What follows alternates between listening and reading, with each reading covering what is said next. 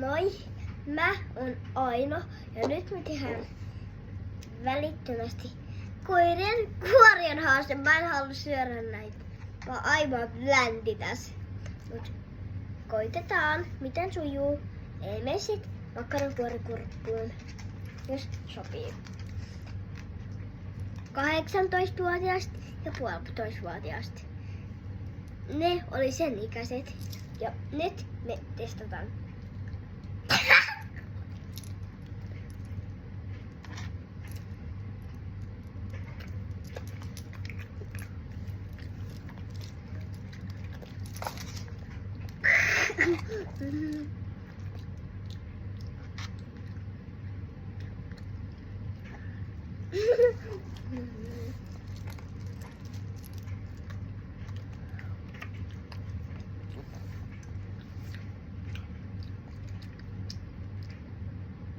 Onneksi me selvittiin.